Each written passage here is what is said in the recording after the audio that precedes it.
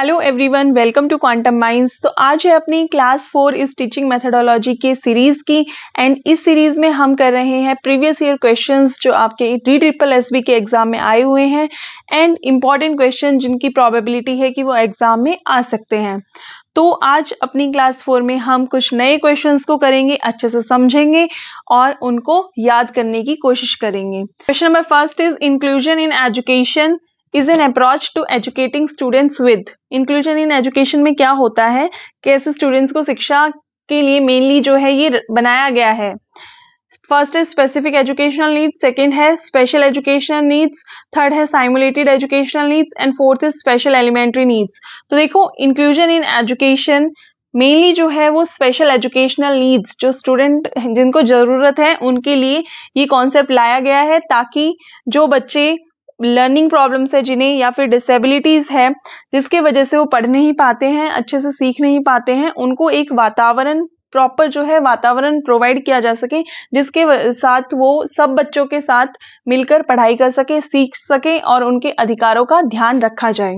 तो इसका आंसर हो जाएगा आपका स्पेशल एजुकेशन नीड्स। सेकेंड है Ernst Kretschmer classified people into 4 types, namely pyknic, asthenic, dysplastic and. जो अर्नेस्ट क्रेचमर है इन्होंने क्लासिफाई किया था पीपल को इनटू 4 कैटेगरीज। ठीक है, 4 कैटेगरीज में इन्होंने क्लासिफाई किया था पीपल को। फर्स्ट है उसमें पिकनिक, सेकंड है एस्थेनिक, थर्ड है डिस्प्लास्टिक। तो चौथा क्या है इसमें? फर्स्ट ऑप्शन है एथलेटिक, सेकंड है प्लैग्मेटिक, थर्ड है sanguine and fourth is choleric. तो देखिए इसका जो ऑप्शन होगा वो होगा एथलेटिक। ये है इसके 4 type, picnic, asthenic, dysplastic and athletic. Picnic में होता है वो पीपल जो शॉर्ट होते हैं हाइट में और थोड़े से हैवी होते हैं। एस्थेनिक में होता है कि वो टॉल होते हैं, लंबे एंड थिन, पतले होंगे थोड़े। डिस्प्लास्टिक मतलब उनके फिजिकल स्ट्रक्चर कैसा है, उनका टेम्परामेंट कैसा है ना, उसके बेस पे इन्होंने मेनली जो है डिस्ट्रीब्यूट किया था पीपल को। पिकनिक समझ में आ गया, जो थोड़े शॉर्ट है हाइट में और थोड़े से हैवी मतलब भारी है। एस्थेनिक टॉल एंड थिन, लंबे और पतले। डिस्प्लास्टिक इज जो मिक्स है इन तीनों का, जो पिकनिक, एस्थेनिक और एथलेटिक का मिक्स होगा वो।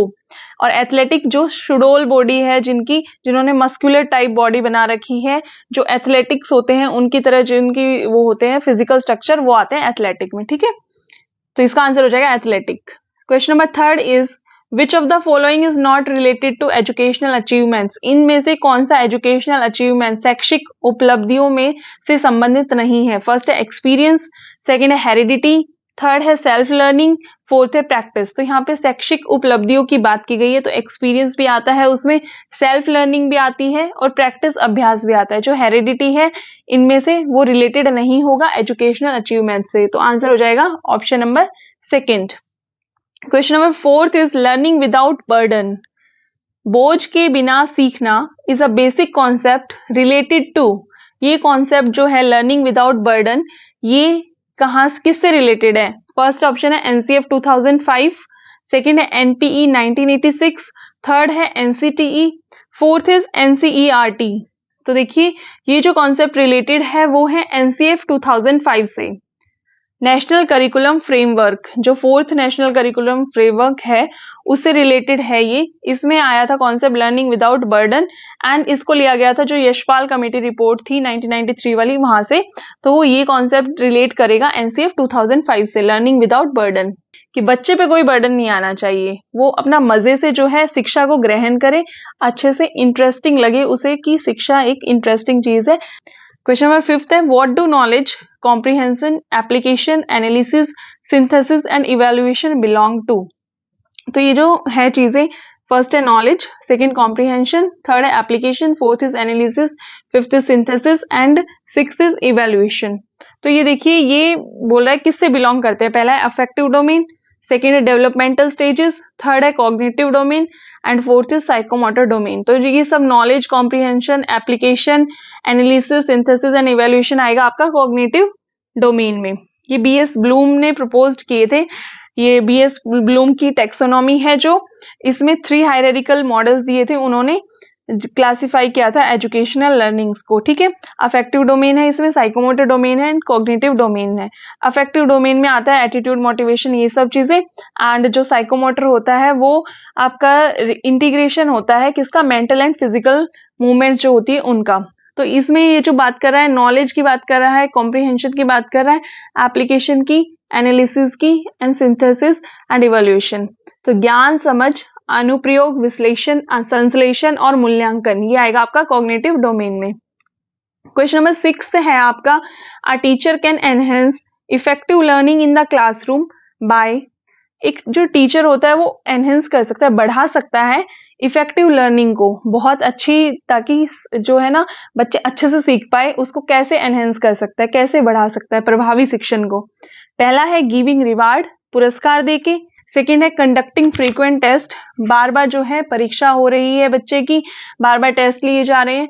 थर्ड है relating the content to real life situation, जो पढ़ा रहा है वो उसको रियल लाइफ सिचुएशंस जो होती है उनसे कनेक्ट करके पढ़ा रहा है। फोर्थ है मोटिवेशन, मोटिवेट करके।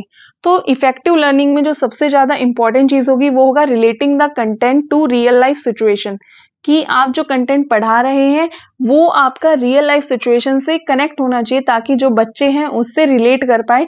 उससे क्या होगा कि बच्चा जो है अच्छे से जल्दी और सीख पाएगा चीजों को, और जल्दी समझ में आएगी उसको चीजें, जब आप इंफॉर्मेशन को रियल लाइफ कंटेंट से रिलेट कर दोगे तो।